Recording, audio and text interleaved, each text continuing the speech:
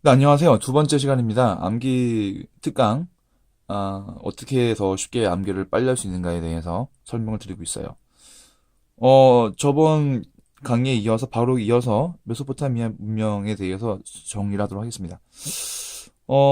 메소포타미아 문명의 내용을 쭉 보시면은요. 벌써 숨이 턱 막히죠? 네, 뭔가 외울 게 굉장히 많아 보입니다. 자, 이걸 어떻게 외워야 되는지 잘 말씀드릴게요. 자, 지리적 특징이 있죠. 티그리스강, 유프라테스강 사이에 비옥한 토지.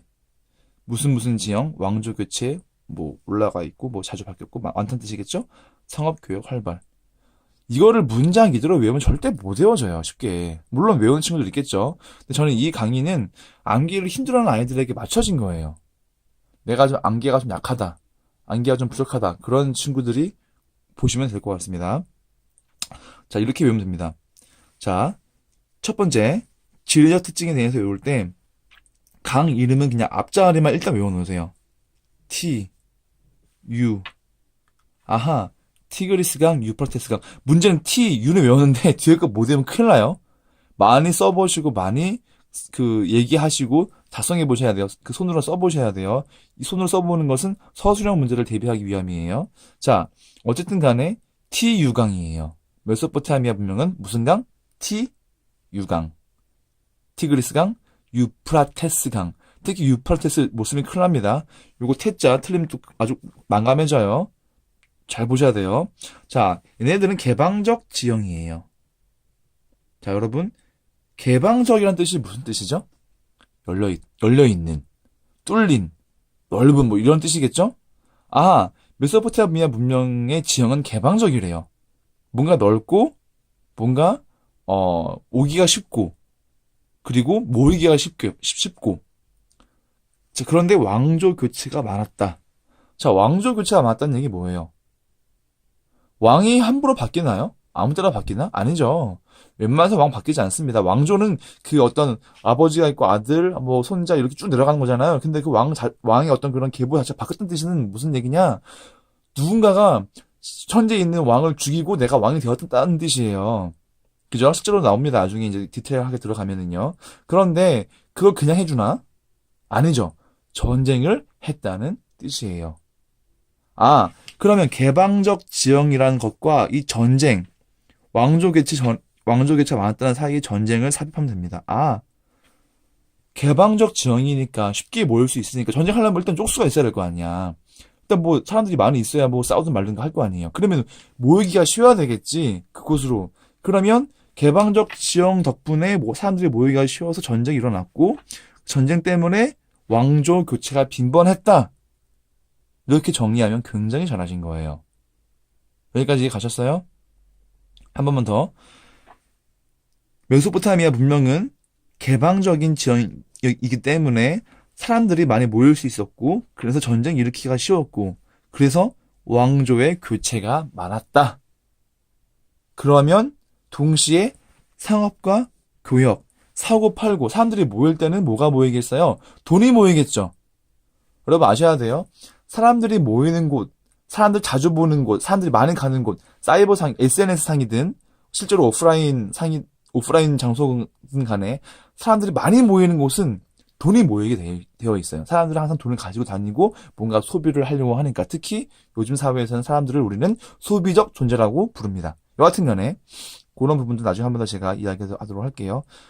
개방적 지형 덕분에 왕조 교체가 빈번했고 상업과 교육이 활발했구나. 왜냐하면 사람들이 많이 자주 쉽게 모였으니까 그곳으로. 이해 가시겠어요? 자, 그 다음 밑에 볼게요. 수메르인. 자, 우르, 라가시 등 도시 국가를 건설했대요. 도시 국가를 누가 건설했느냐? 우르 라가시. 여기가 포인트예요. 선생님들이 문제를 내실 만한 곳을 외워놓는 게 좀 더 많이 보는 게 포인트입니다.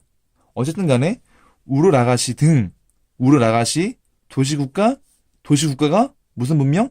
매문명. 메소포타미아까지 안 가도 괜찮아요. 매문명. 물론 시험 준비하셔야 합니다. 메소포타미아 문명. 자, 수메르인들은 신전을 뭐라고 불렀냐면은 지구라트라고 불렀어요. 뭐라고요? 지구라트. 이유는 없습니다. 그냥 그렇게 뭐 불렀는데 우리가 뭐라 그럴 거야. 지구라트라는 신전을 건축을 했어요. 그러면 이게 사람을 위한 거예요? 어떤 신을 위한 거예요? 이 건축물이.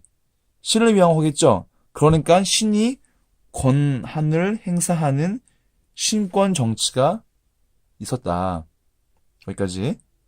이 사람들의 종교관은 현세적이었어요. 지금 현실을 살아가고 있는 지금이 중요한 종교관이에요.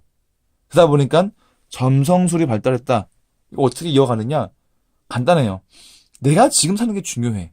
그러면 지금 여러분들 지금 내가 잘 살려면은 어떻게 해야 되느냐? 동쪽으로 가서 뭐 한 10km에 가면은 귀인을 만날 것이다. 뭐 서쪽에서 오는 사람을 잘 뭐 대접하면은 뭐 일이 잘 풀릴 것이다.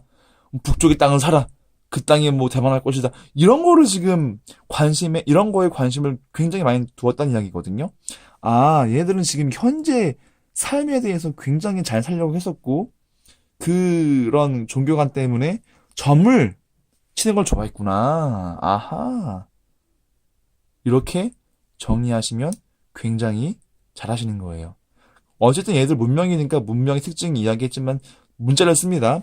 얘들 쐐기 문자를 썼어요.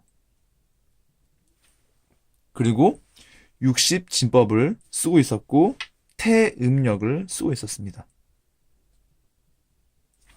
아하, 이런 거 어떻게 이거 정리하느냐? 앞 글자만 또 따서 외우시면 돼요. 쇠, 태, 60.